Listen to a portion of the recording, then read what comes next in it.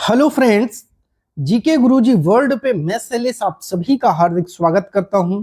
प्यारे साथियों, आज हम लोग न्यू एजुकेशन पॉलिसी 2020 से जुड़े हुए 50 बहुत ही महत्वपूर्ण प्रश्न करने वाले हैं जो आपके EMRS एग्जाम के लिए बहुत महत्वपूर्ण होने वाला है। तो आइए हम लोग चलते हैं, सभी प्रश्नों के साथ इसका उत्तर भी इसमें दिया गया है। ठीक है, तो आपको समझाता हुआ भी चलूंगा कि कैसे प्रश्नों को काटना है। राष्ट्रीय शिक्षा नीति 2020 कब लागू की गई? तो देखिए 18 जब बनी 2020 में है तो 18 में तो हो नहीं सकता, 19 में तो हो नहीं सकता, अब 20 में या तो 21 होगा। क्यों भैया, जब 20 में बनी है तो लागू कब होगी? 20 में ही। तो इसका राइट जवाब 20 हो जाएगा। ऐसे भी क्वेश्चन देके कंफ्यूज कर देगा, बहुत लोग 21 लगा देंगे। दूसरा प्रश्न है, NEP 2020 ने किस शिक्षा नीति का स्थान लिया? अर्थात इसके पहले कौन सी शिक्षा नीति चल रही थी? तो ये जो थी 1986, जो दूसरी शिक्षा नीति थी आपकी सेकंड वाली, उसका स्थान लिया।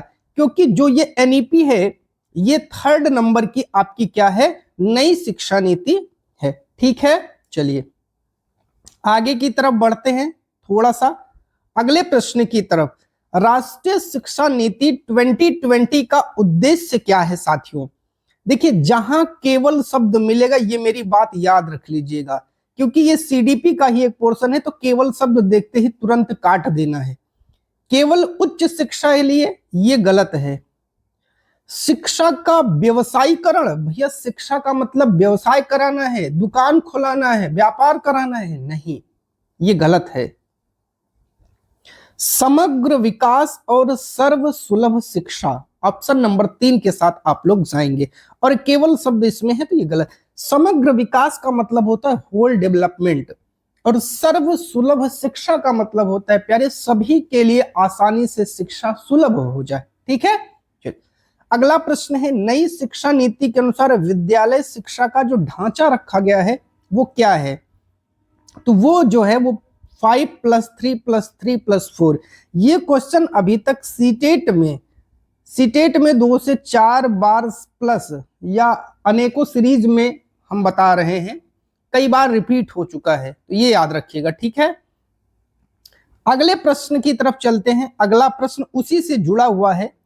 5+3+3 की संरचना में कुल कितने वर्ष की शिक्षा सम्मिलित है? 5+3+3+4 ये जो संरचना बनाई गई है, कितने वर्ष की शिक्षा इसमें दी जाएगी? 10 वर्ष, 12 वर्ष, 15 वर्ष, 18 वर्ष?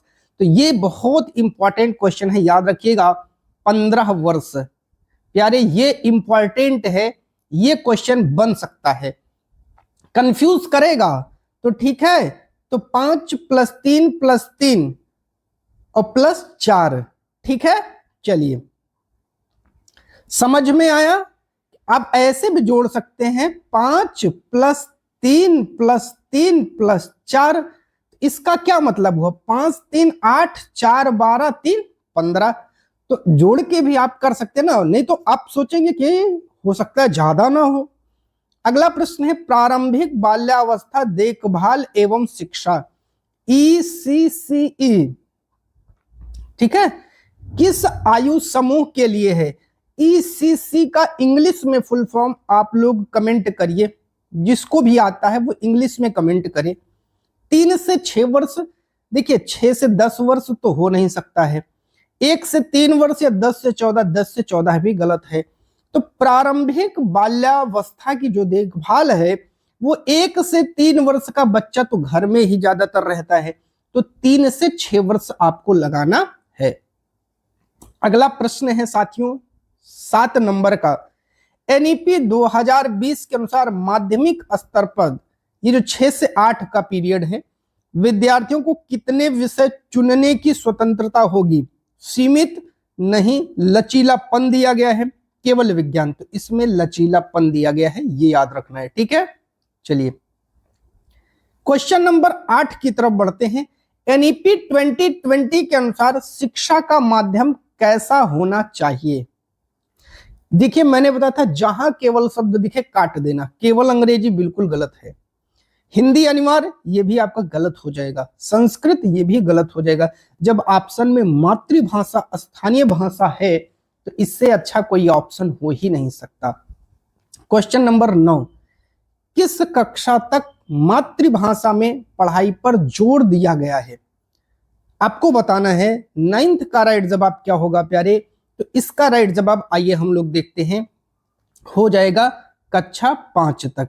जो कक्षा 5 तक विद्यार्थी है उसको मातृभाषा पर ही फोकस करके अध्ययन करवाना है ताकि उसका होल डेवलपमेंट हो सके, चीजें आसानी से उसके समझ में आ सकें। क्वेश्चन नंबर 10 की तरफ बढ़ते हैं। एनईपी 2020 के अनुसार बोर्ड परीक्षा का उद्देश्य क्या है? रट्टा लगवाना बोर्ड परीक्षा का कॉन्सेप्ट होता है? नहीं। केवल जैसे दिखा, ये तो गलत हो जाएगा। योग्यता और समझ का आकलन करना, बिल्कुल ठीक है। उनके अंदर क्या योग्यता है, कितना समझ उनके अंदर डेवलप है, छात्रों को तनाव देना इसका उत्तर नहीं होगा। ठीक है। अगला प्रश्न, एनईपी 2020 में कौन सा नया प्राधिकरण उच्च शिक्षा के लिए बनाया गया है? हायर एजुकेशन के लिए। एनसीईआरटी ये नहीं है, एआईसीटीई ये भी नहीं है, एचईसीआई इसी का पूरा नाम होता है higher education commission of India. अब ये आ गया फुल फॉर्म। क्या है? Full form.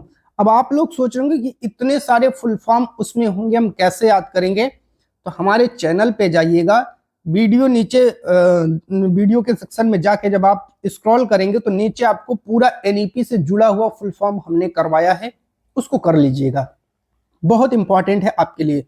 ठीक है, वहां से 2-3 क्वेश्चन जरूर आपके एग्जाम में सीधे सीधे आएंगे। अगला प्रश्न है, HECI higher education commission of India के अंतर्गत कितने कह सकते हैं पार्ट हैं या कितने अंग हैं? ये अंग की बात कर रहा है तो इसके अंतर्गत 4 अंग हैं, ऐसे याद रख लीजिएगा। इसमें 4 वर्ड हैं। कितने वर्ड हैं? 4 वर्ड हैं। तो इसके अंतर्गत अंग भी कितने हैं? 4 ही अंग हैं। अगला क्वेश्चन है, एनईपी 2020 के अनुसार शिक्षक प्रशिक्षण संस्थान कौन नियंत्रित करेगा? सभी को बताना है। जो आपका शिक्षक प्रशिक्षण संस्थान है उसको एनसीटीई, कौन? एनसीटीई उसको जो है रेगुलेट करेगा, उसके ऊपर अपना नियंत्रण रखेगा। ठीक है, चलिए क्वेश्चन नंबर 14 पर चलते हैं।